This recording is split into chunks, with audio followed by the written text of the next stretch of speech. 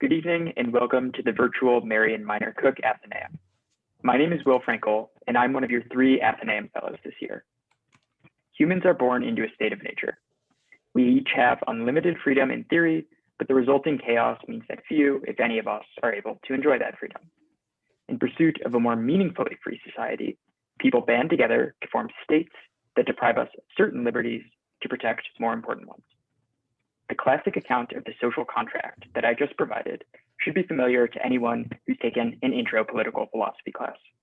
It could be attributed to any number of philosophers, most of whom are very old, very dead, and very white. Among countless other groundbreaking arguments, tonight's speaker argues that this racially neutral account of the social contract misses a crucial racial element upon which our political relations are built. In our early celebration of World Philosophy Day, which is November 19th, we're honored to host Charles W. Mills. Professor Mills is Distinguished Professor of Philosophy at the Graduate Center of the City University of New York. He studies social and political philosophy, particularly in oppositional political theory, as centered on class, gender, and race. Professor Mills is the author of numerous journal articles, book chapters, and full-length books. His first book, The Racial Contract, won a Gustavus Myers Outstanding Book Award for the study of bigotry and human rights in America. Professor Mills joins us tonight in conversation with 3 professors from the Claremont colleges. Rima Basu is an assistant professor of philosophy at CMC. James Quinas is professor of philosophy at CMC. And Mukasa Mubiru-Musoke is an assistant professor of Africana Studies in the Intercollegiate Department of Africana Studies. Using the written Q&A function at the bottom of your screen, we will be accepting questions throughout the program to be posed towards the end of the event. Preference will go to students, so when you send a question, please state your affiliation with the college. As always, I must remind you that audio and visual recording are strictly prohibited. And now, please join me in welcoming Professor Charles Mills to the Athenaeum.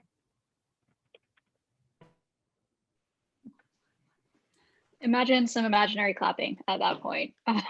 So I have the honor of asking the first question, a rather broad question to open with. And the question is just, what led you to philosophy and pursuing a career as a philosopher? Well, first of all, let me thank everybody for the invitation, particularly the organizers, of course, who did the hard work.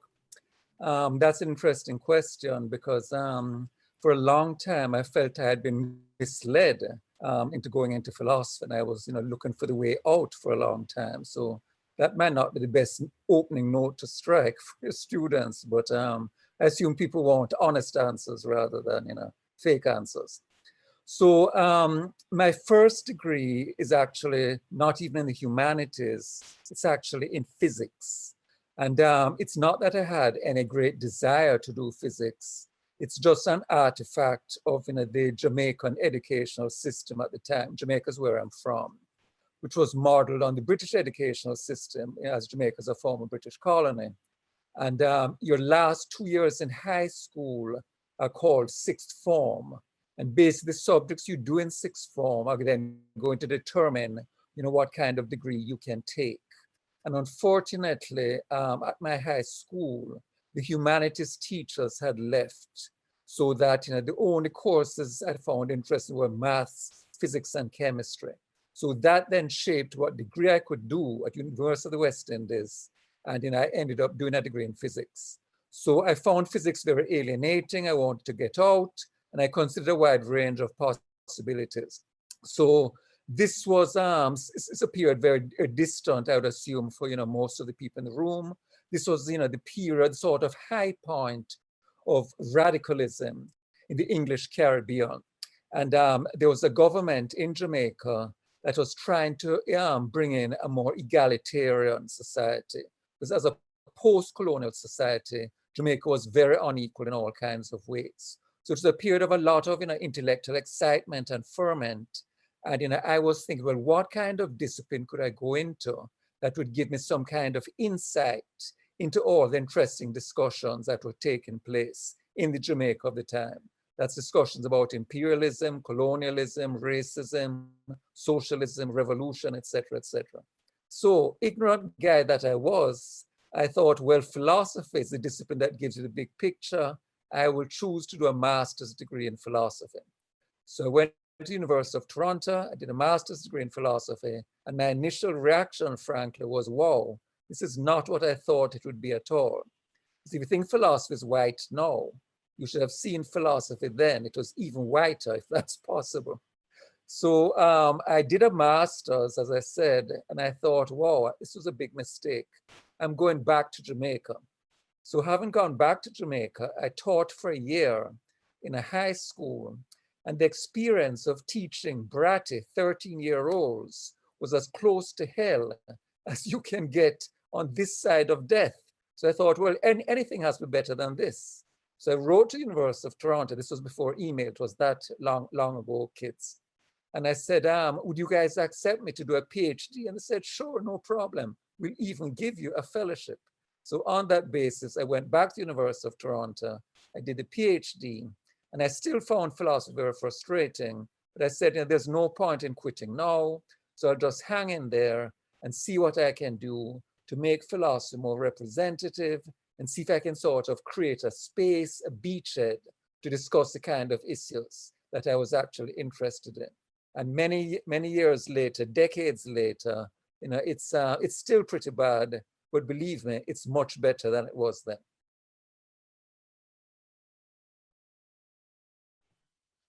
Thank you, Professor Mills. I'll be asking the second question, and it has a similar general theme. And the question we wanted to ask you is, what were the big questions people were interested in when you started your career, and how have those questions changed or evolved over the years? Well, the big questions that people in those years were interested in were quite remote from the questions I was interested in.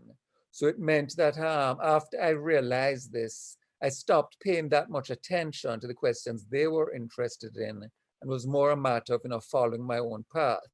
And one of the things this meant is doing a lot of reading outside of philosophy, insofar as philosophy courses were not providing much of the answers to the stuff I was interested in.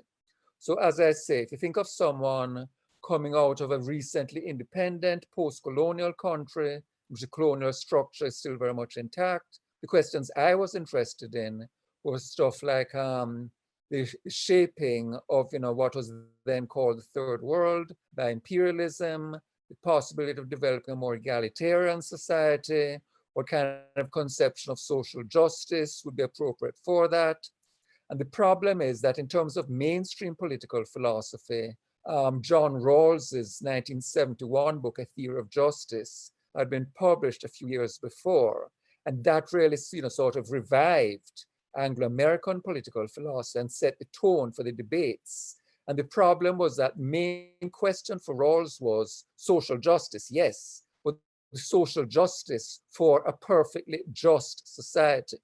And there was certain amount of hand waving about, well, okay, once we've done this, we'll move on to questions of correction for social injustice. But somehow it never happened.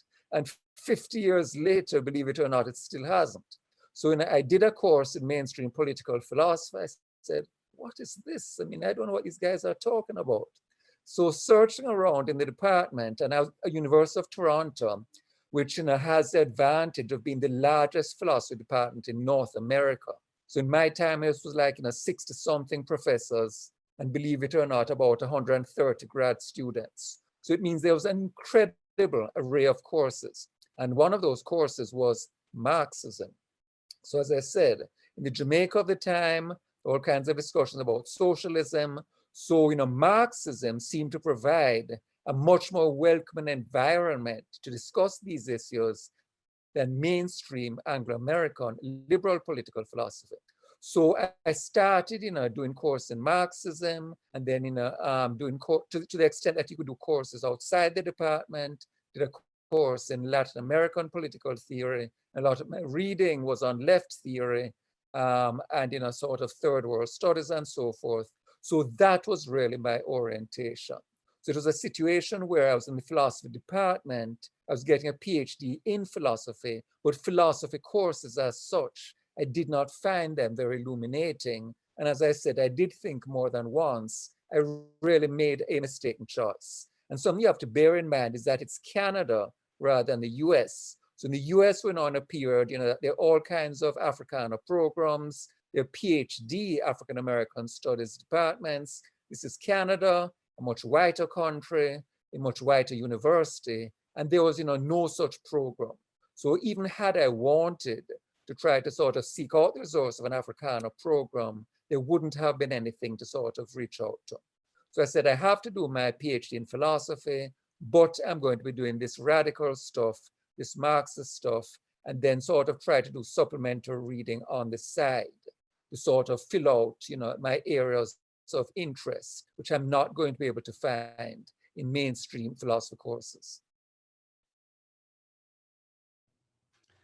So you've touched on the topic of our next question in telling that story. So it's a question about, in the story you just told, Rawls revitalized interest in political philosophy and issues of justice, but in a way that excluded the questions that were most interesting to you and that I think you've convinced lots of us, if we weren't already convinced, should be taken more seriously. And the way that what the Rawlsian paradigm, I guess, had distracted from that is with this distinction, as you tell it, between ideal and non-ideal theory. So I guess, feel free to correct my characterization at any point, that your idea was that the focus on, or the prioritization of ideal theory to the exclusion of non-ideal theory and focus on the actual social political conditions that are often very unjust and the specific forms of injustice there distract from what ethics and political philosophy should be taking seriously. So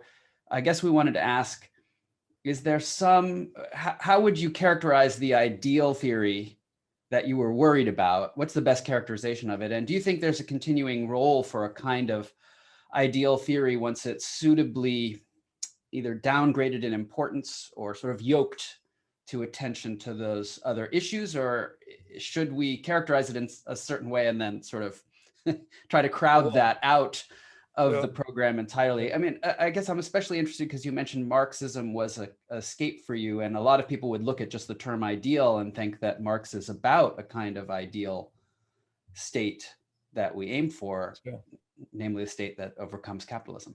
Sure. Okay, so for the benefit of the audience who might not have read Rawls, and after all, we can't assume everybody has read Rawls.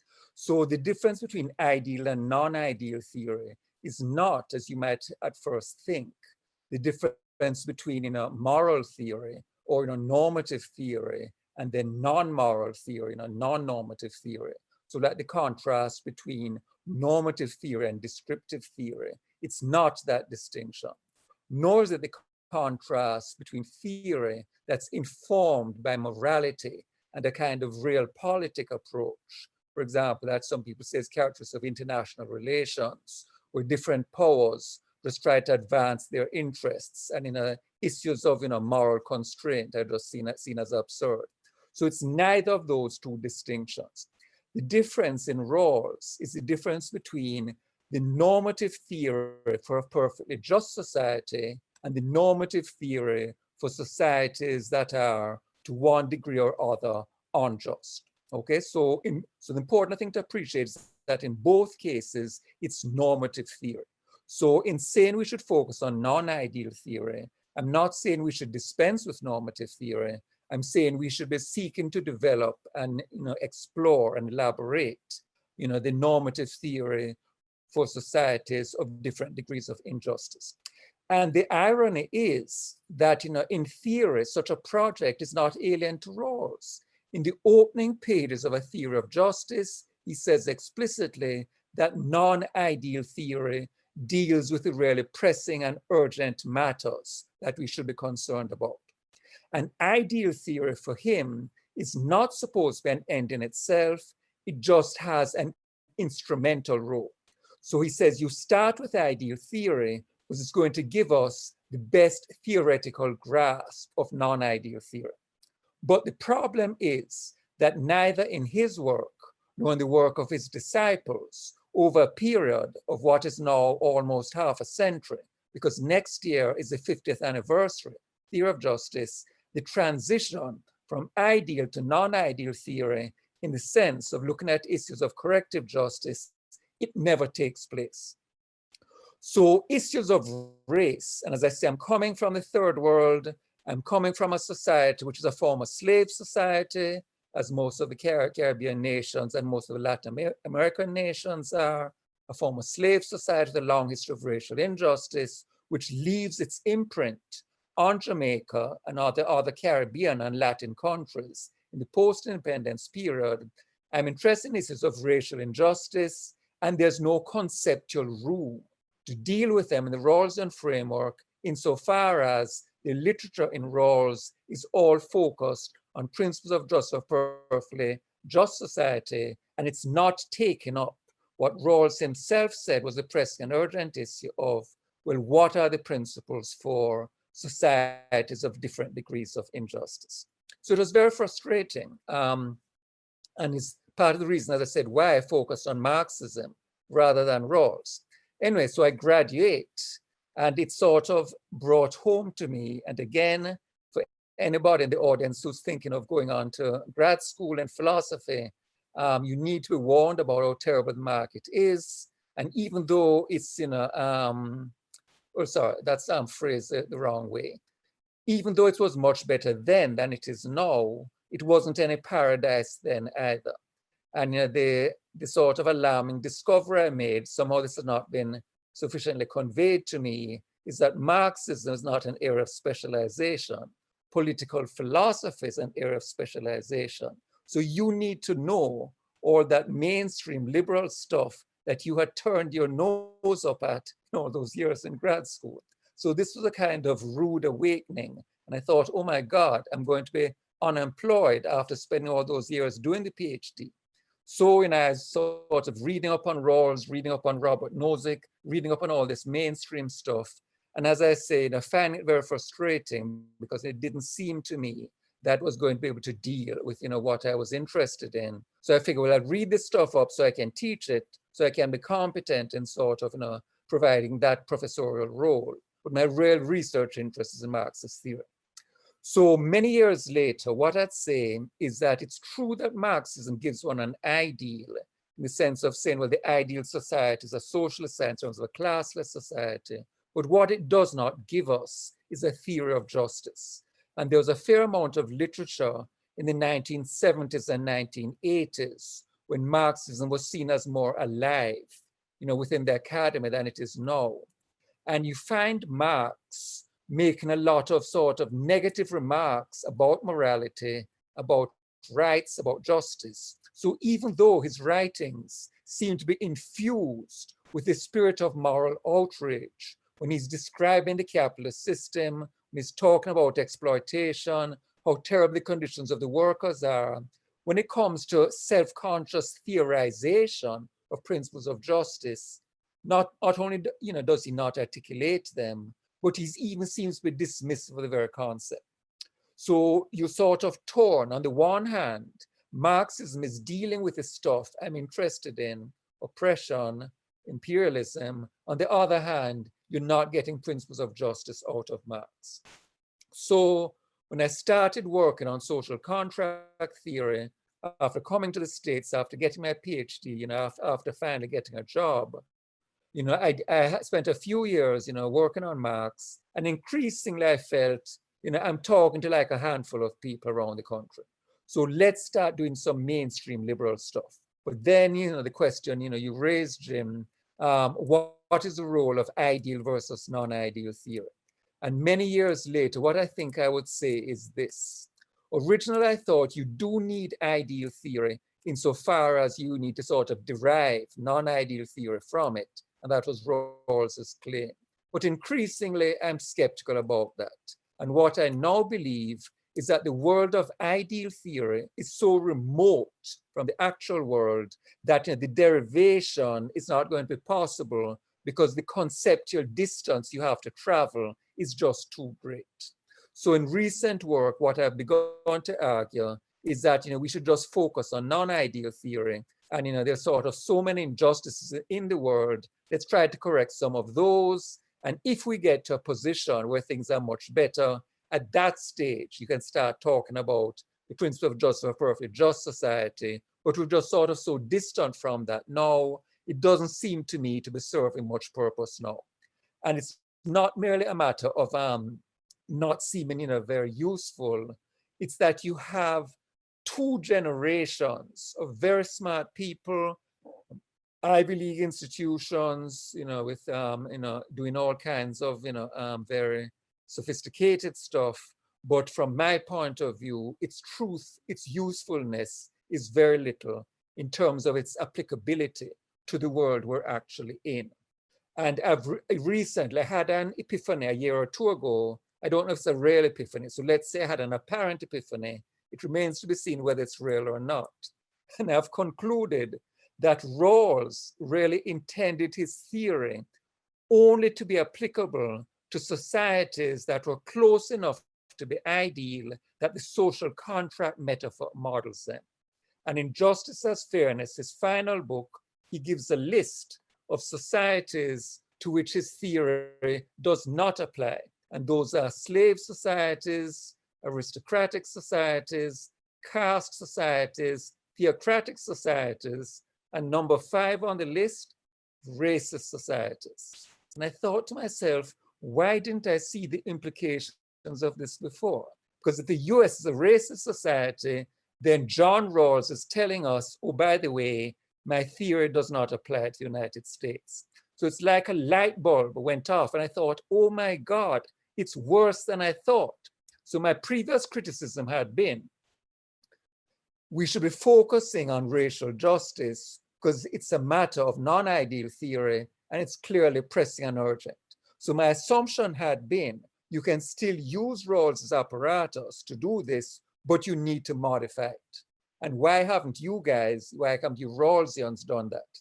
My new position is Rawls never meant his theory to be applicable to racist societies, so it's not the case that you could ever have done this in the first place. So it's a more radical critique than my former critique. My former critique was, you can do it, Rawlsians have chosen not to do so, they should be criticized for that. My new critique is, the apparatus was never meant to cover oppressive societies in the first place. So there's a sense in which Rawlsians have been spinning their wheels all along for nearly half a century.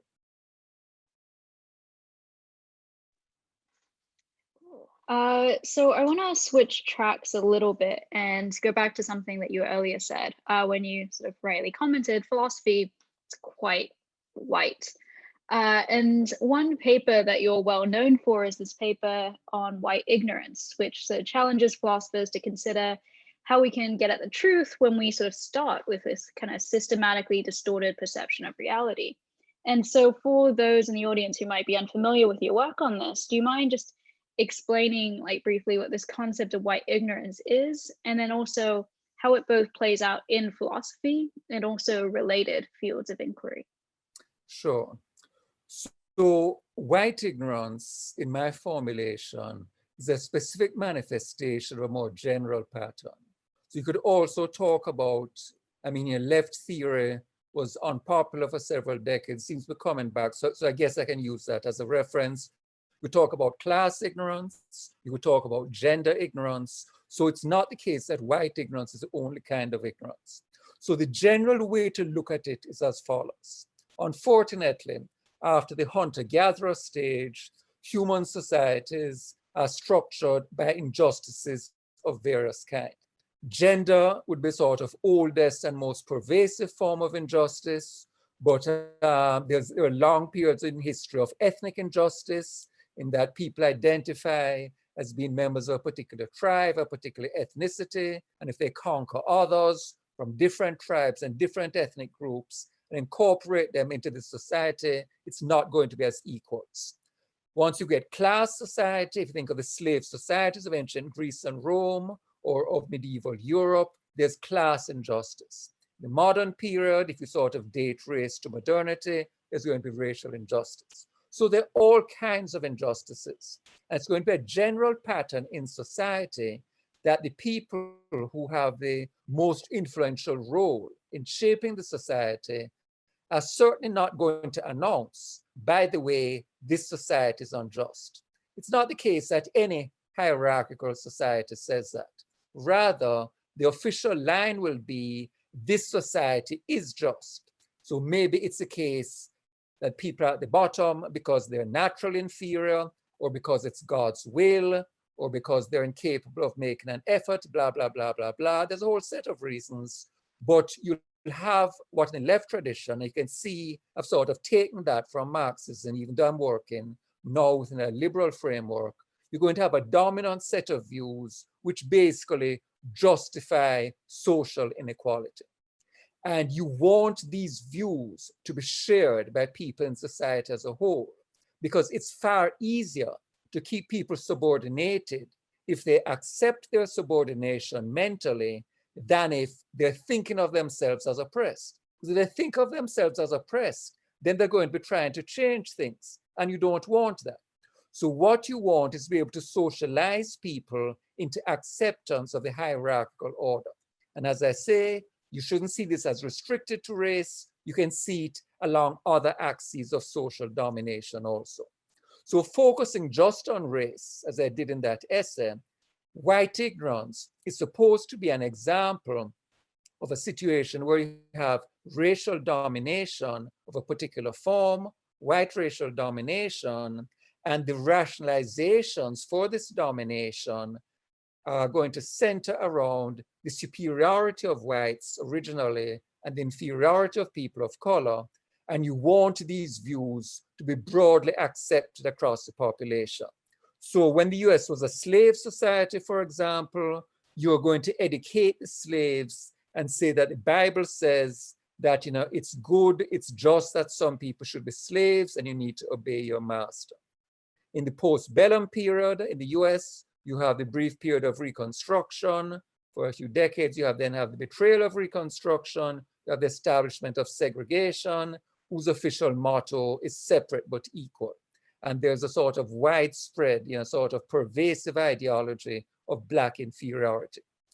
So insofar as you're a white person who believes these things, who believes that some people are natural slaves, who believes that it's, you know, morally permissible to enslave Blacks, the post-emancipation period, who believes that segregation is morally okay, these are all false claims. They're false moral claims, and they rest on false factual claims.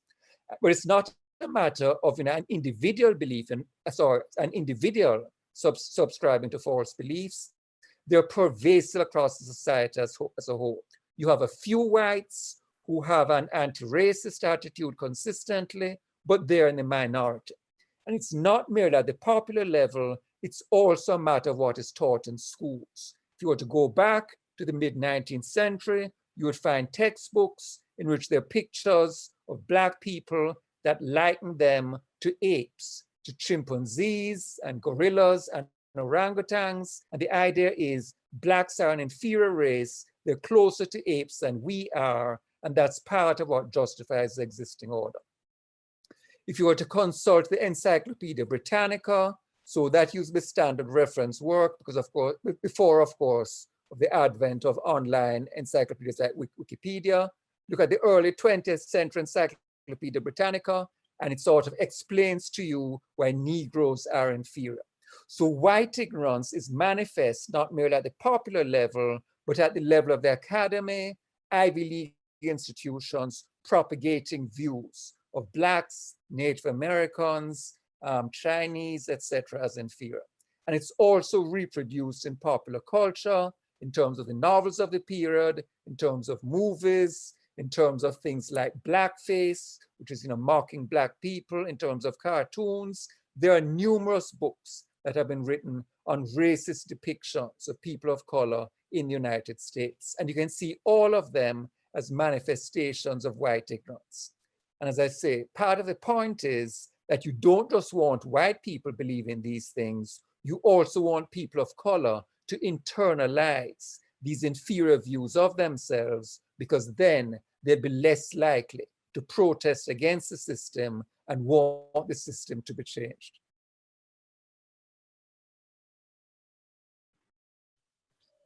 Thank you for that answer. And I have the following question, which is a little bit of a combination of Jim and Rima's question. And before I ask it, I will preface this by saying this semester and for the last few semesters here, I've taught a class called Afro-Pessimism and Politics of Hope. And in that class, one of the premises is that there's a tradition in Black political philosophy, or there's a couple of traditions in Black political philosophy, one of which argues that Black political liberation is possible within the liberal framework of European philosophy, and another strain that argues that, in fact, Black liberation or equality is not compatible with the liberal project. And so from that class and conversations with my students, this is where this question stems from. So considering the historical origins of political liberalism, alongside certain practices of racism and colonialism, to what extent, if any, are they fundamentally intertwined, not just materially, and by that I mean in a Marxist sense, but also conceptually? In other words, do we have good reason to believe liberalism can be practiced without finding refuge in its exclusionary habits, either materially or conceptually? Yes, I believe it can, but I do agree that there's an intimate, there's an intimate conceptual connection. Insofar as, for example, if you think of the important liberal theorists, if you think of John Locke, if you think of Immanuel Kant, if you think of Thomas Jefferson, you have conceptions of personhood, you have conceptions of self-ownership, you have conceptions of property, which are racialized. So there's that intertwining that you're talking about. And in studies of the American political tradition and the broader Western political tradition, this is sometimes characterized as the symbiosis view of racism and liberal theory. So it's not that there's liberalism here, it's sort of nice and pure. There's racism over there. There's this intertwining so that racism shapes the way liberalism develops. So I agree with that. Nonetheless, and this is a point that many people will, but have criticized me for, I do still think you can develop a liberalism that has been purified of these elements. And the argument I use is an argument that follows the liberal feminist example. And feminist theory comes in all kinds of varieties. There's liberal feminism, socialist feminism, they use what's called radical feminism, third world feminism, feminism of women of color, sort of womanism, as in Alice Walker's coin. So it's a whole range of them. Feminist liberal theory says existing liberalism has been profoundly shaped by male domination, and this manifests itself in things, for example, like where the public-private boundary is drawn, in views of women as rightfully being prohibited from being allowed to vote, to run for office, is in the doctrine you find in the Anglo-American world of coverture, which is that when you marry, your legal personality as a separate entity disappears, it's subsumed into your husband, all of that. So liberalism in its dominant forms is patriarchal. And this shapes the way liberal theory and the liberal schedule of rights and freedoms is developed. Nonetheless, feminist liberals argue that you can rethink liberalism and develop a feminist liberalism that is purged of its patriarchal elements, but it is going to require a thorough rethinking. So in this respect, I've followed feminist theory. And the coinage I've used is that we should think of the dominant variety of liberalism, not just in the US, but in the Western imperial world as a whole, because of course, England, France, Holland, Spain, Portugal, they all have their empires, and people of color are subordinated in all of them. We should see liberalism as racialized. So the concept that I use that is sort of analogous to patriarchal liberal theory is a racialized liberal theory. And then my argument would be, this is true. I agree with the critics that liberalism, its dominant forms, has been racialized, but I then say, nonetheless, we can de-racialize it. And then part of my work in recent years has been, here is how you would de-racialize liberal theory. And the starting point is the recognition of its racialization. Because the racialization now especially in a period, post-colonial, post-civil rights, it's not going to be racialized on its face. On its face, it's going to seem neutral, universal, abstract, as in Rawls himself. Nonetheless, my claim would be it's racialized in more subtle ways. It's not the case that people in the modern period, I mean, obviously there'll be sort of hardcore racists, and as we know, unfortunately, there are a lot of them still out there, and they'll be saying overtly racist things. But what you'll tend to find more often is the development of liberal theory in such a way that the liberal political subject is the white male. And theory will be organized around the needs and interests of the white male, and the distinctive problems and the distinctive political demands of people of color will not be recognized in the theory. And my claim would be that the failure to discuss racial justice in the Rawls literature, and we've now had, as I say, almost half a century of it, that in itself is a clear-cut example of the racialization of liberal political philosophy, because no reasonable person could deny that racial injustice has been central to the United States. So if you're developing a theory of justice, then surely racial justice should be part of that theory. So the very fact that neither Rawls nor his disciples, Rawlsians, have done this, and it's not just Rawls on the sort of left side of a liberal spectrum, it's people on the right, libertarians, it's people in the non-liberal communitarian tradition, it's even people in the critical theory tradition that claims, origins in Marxism. Racial justice as a topic is virtually completely absent in all these bodies of literature. And my claim would be that that's an artifact of the overwhelming whiteness of the profession, both in political science and political theory, and in the same way that it takes the sort of relative influx of women into the academy in the 70s and 80s, the second wave, and that's when you begin to get feminist theory in the academy and the raising of the question of gender justice, and that you can explain the non-existence of the discussion of these topics by the overwhelming maleness of the profession for 2,000 plus years. I would claim that in a straightforward and very similar fashion, the whiteness of the profession is part of what shapes this whiteness of conceptual concerns. Excellent. I have a quick follow-up, and I'll say again with a quick preface. In that class I described before, I teach portions of the racial contract in the section on politics of hope, which I kind of analogized with a racial political liberalism. And while teaching it, our conversations with the students, they've often later in the semester have wondered to what extent the racial contract theory that you developed is in fact committed to political liberalism. So as a quick follow-up, which I'm sure you can answer with just a single word or two, have your views changed about this position on whether political liberalism is in fact compatible with? No, it hasn't changed. And in fact, if people are interested, I've done an interview with The Nation, sort of well-known left liberal magazine, and that'll be appearing in another week or two. And this is one of the topics that I talk about there. And I basically give an explanation for why I think liberalism is still the best hope for this agenda. And there are two main reasons. There's the principled reason, the principled set of reasons, and the strategic set of reasons. The principled set of reasons I would claim is that liberal principles are very attractive. The rule of law, the idea of the state protecting everybody's interests, freedom, equality, autonomy, self-realization. There's nothing wrong with these ideas. The problem has been their restrictive application. And the restrictive application for me is a function of the fact the dominant forms of liberalism have been patriarchal for gender, have been racial for race.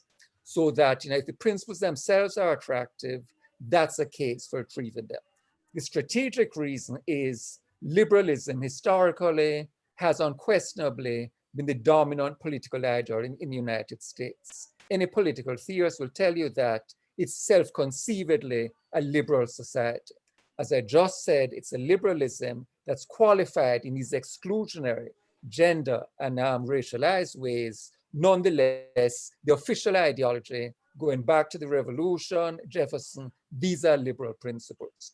So it means that in trying to win people over, which surely is the goal of progressives, we can say, if you're a good liberal, you should support this. As against saying, if you're a Black nationalist, if you're a post-structuralist, if you're a Marxist, you should support this. And they'll say, but I'm not a Black nationalist, a Marxist, or a post-structuralist. Well, okay, I'm going to convert you to being a Black nationalist, a Marxist. And they're going to say, no, you're not. So my claim would be that one of the major obstacles to winning people over would be absent. There'll still be the obstacle of vested interest in the established order. There'll still be the obstacle of political organization, but the ideological obstacle, that will not be present, in that you're representing yourself as a liberal and saying that my liberalism is different from mainstream liberalism because my liberalism recognizes the history of white racial domination and then says, this is what we would have to do to correct for that history. So just as feminist liberals say, mainstream liberalism has been patriarchal, you need to correct for the influence of patriarchy, I would claim we need to correct for the influence of white supremacy on the development of liberal theory in the United States. I'm just going to check with a higher authority who I think is Will in this case. Shall I ask one more question? And we can tell students that if they want me to stop, they can start asking lots of questions in the Q&A, or should we hold our questions? Yeah. Yeah, go ahead. Here's a question. I think it might interest students. And the general topic is just your position on optimism and pessimism. So this connects to Mukasa's last question. And I don't advocate for any particular position myself, but I was wondering whether, as I understand it, you want to take some insights of Marx regarding class and see if you can turn up interesting insights, which I certainly think you do, concerning racism and sexism as well. And I'm a little curious whether using the insights from Marx draws along with it a certain kind of optimism with it. So Marx was, in a way, optimistic that contradictions in capitalist society would overcome class.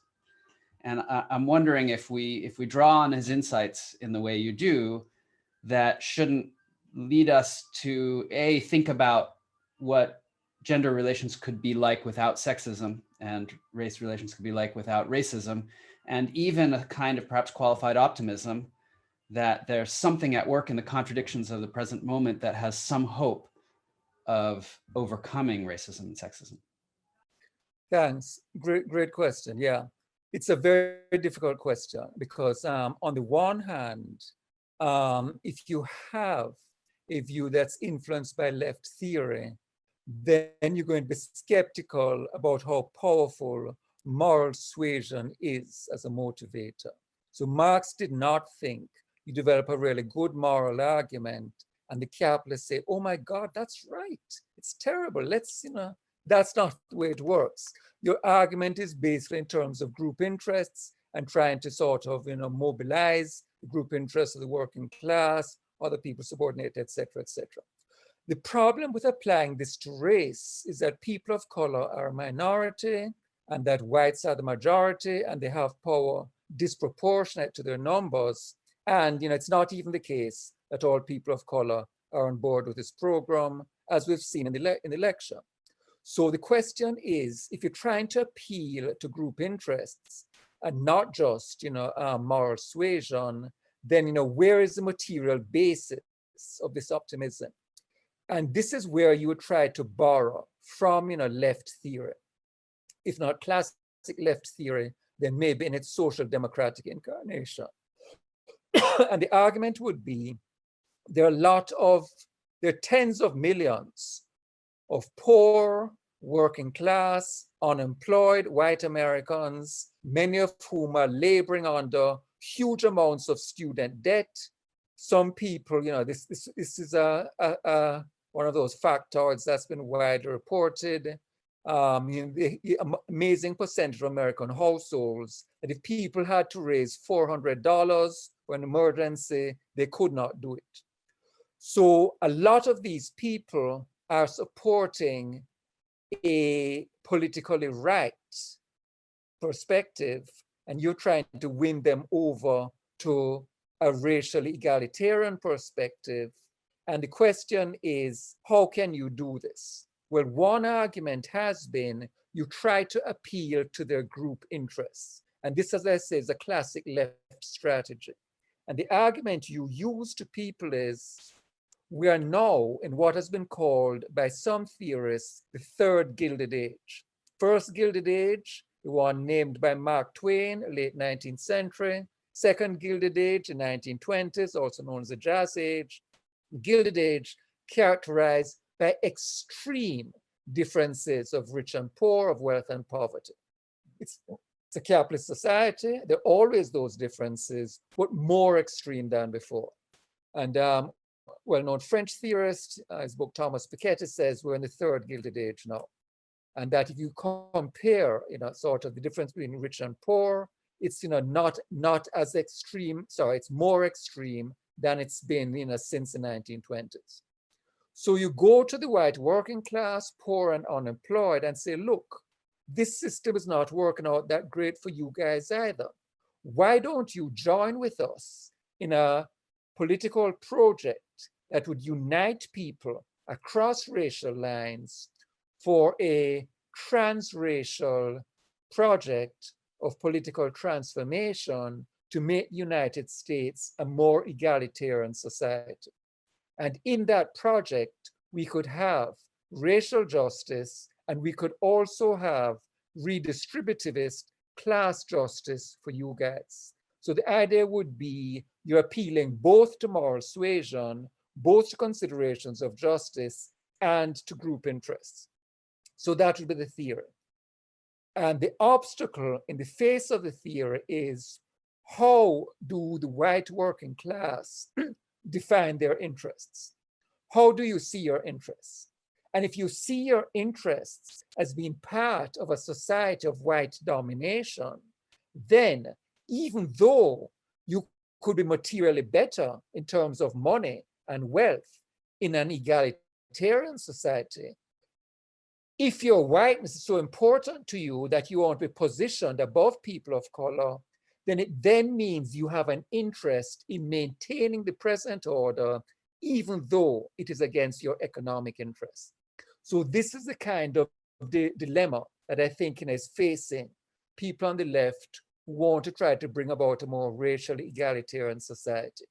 Can you appeal to the white poor, the white working class, the white unemployed in terms of their material interests, or do a sufficiently large number of them identify their interests with race and white privilege and white superiority that you cannot reach them?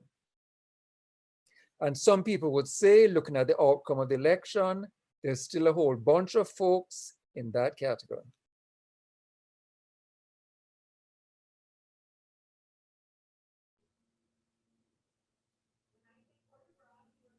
Well, thank you. I'll ask the first question from the audience that asks, in a theory of justice, it doesn't seem that Rawls is saying we must do ideal theory or full compliance theory versus partial compliance theory first. Rather, he is saying that we cannot do non-ideal theory without doing ideal theory at the same time. Do you think there is something that prevents ideal and non-ideal from being pursued at the same time? I think it would be difficult because they presuppose different kinds of social order. A different kind of social order. I mean, as I say, if you read the opening pages of Theory of Justice, he says explicitly, these are principles of justice for a perfectly just society. A society which to a greater or lesser degree is unjust, he concedes, it's very brief. Part of the problem is that the way the book is laid out, you'd think it just talks about general principles of justice. It's just a sort of sentence here, a phrase there that you have to put together and recognize that corrective justice for him is a different category. For example, he used the phrase compensatory justice, a grand total of twice in the 2,000 pages of his 5 books. What I'm talking about is compensatory justice. And the problem with trying to do them at the same time is that you have a situation where before you can get to what people would ideally be entitled to under ideal circumstances, you have to get to the ideal circumstances and you have to correct for the injustices that other people have suffered. So that's why I think, you can't really run them simultaneously. You have to sort of start off by saying, how do we correct for the existing injustices? Primarily along, sorry, I shouldn't say it that way. Race, class, and gender would be sort of big ones, though there's a lot of other areas in terms of sexual orientation and so forth also. There are people who have argued that disability is a sort of fundamental area of injustice, and that both myself and Carol Pateman, whose book, The Sexual Contract, inspired me, these books are both flawed by the lack of attention we pay to disability and the question of justice for those who are differently abled. Thank you. Our next question comes from a student who notes that you talked about your experience having to do some extra reading outside of your philosophy classes because your professors weren't teaching what you were interested in. Now, we all know that would never happen at CMC, where we have wonderful professors who always teach the right stuff. But how would you counsel undergraduate students who feel like they're in the same position maybe, and they want to figure out what they should be reading beyond just what's being put on the syllabus? Well, I mean, what I try to do is, offer a syllabus that is diverse, in the sense that I often try to combine the mainstream readings with, readings from these other perspectives of race and gender. So I'm saying, here's Locke, here's Kant, here's a feminist critique of Locke, there's a feminist critique of Kant, etc., etc. So I am not one of those who believe that you should just trash the mainstream canon at all. I think that's crazy. It's a sort of part of the Western tradition. There are valuable insights there. And you can't critique people unless you've read them. It's kind of crazy to say we're going to critique these guys we've never read. So I try to teach both insofar as there's room in the course. Here are the sort of canonical white guy theorists. Here are issues that their views are very sort of deficient on. Here are some critiques. And then do we think we can retrieve them? Do we think we have to jump them all together?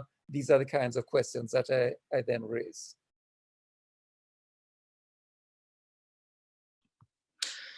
So there's this current dilemma on the left as to how to appeal to a white working class from the standpoint of like economic or class interest. But as you noted, a lot of evidence indicates that there's this racial interest that precedes the others.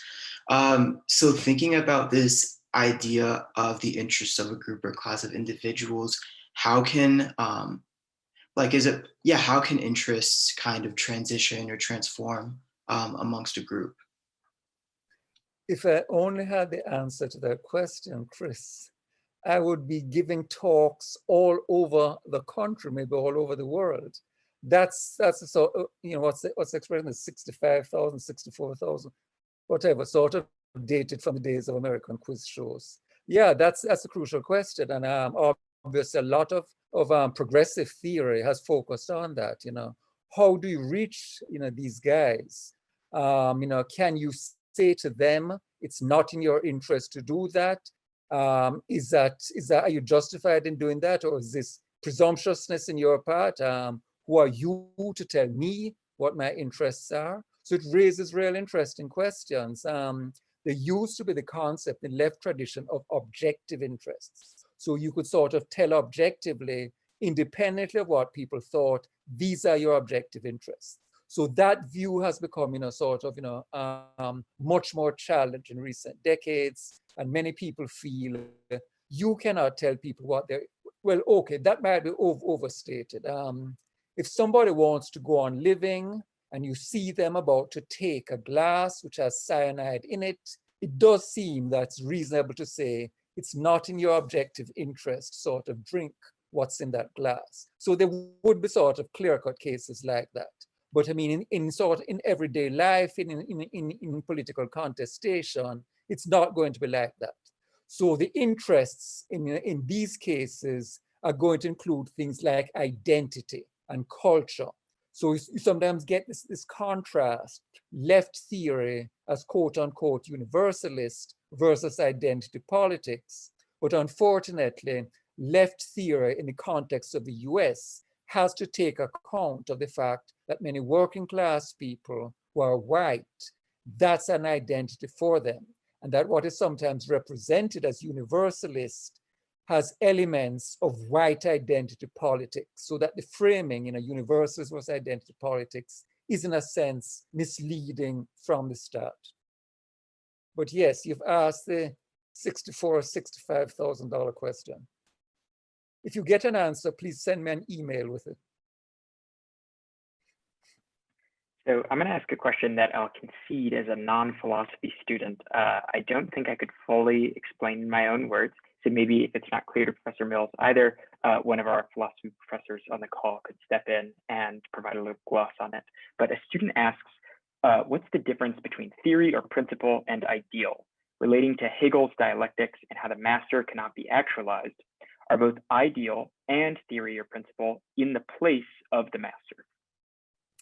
Okay, so there's a lot of stuff there. So is the student asking about what's her name's famous line, you cannot use the master's tools to dismantle the master's house? That sounds like it would, that line's familiar to me as well. And it sounds like it might be playing into the question, yeah. I think she's asking about Hegel's lordship and bondage dialectic. Okay, yeah, okay.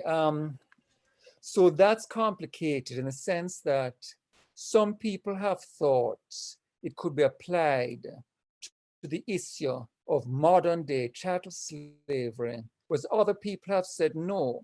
Insofar as the master needs recognition of the slave, Hegel is really talking about the non-racial slavery of the pre-modern period. Insofar as, the idea would be that under those circumstances, the person who is enslaved is contingently enslaved, and you too could be enslaved. But the category of natural slaves, which you can find in Aristotle, those folks are naturally inferior, and there's no reason why you as a slave master needs any kind of recognition from them. So some Black philosophers have tried to apply that dialectic to the relation of white slave masters to Black slaves, and others have said no. It's really founded on a different set of assumptions. And racial slavery, chattel slavery, Blacks are seen as naturally inferior, the natural slaves. You do not need recognition from somebody who is naturally inferior to you. We've got lots of questions, but unfortunately, those are all the ones we have time for. Before I close out, Professor Mills, I wanted to ask if you have any concluding remarks to share with the audience. Well, what I'd say, guys, is keep on washing, wear those masks, and if you have time between that, fight for racial justice. On behalf of Claremont McKenna College and the Athenaeum, thank you all for joining us tonight. A special thanks to Professor Mills and to our faculty moderators, and also to all of those who sent in their questions from the audience. Don't forget to join us for our next. Don't forget to join us for our next virtual Ath event, which will be tomorrow, Wednesday, November 11th at 5 p.m. Pacific. Professor Minson Pei will join us to talk about U.S.-China relations in the Biden administration. See you all then.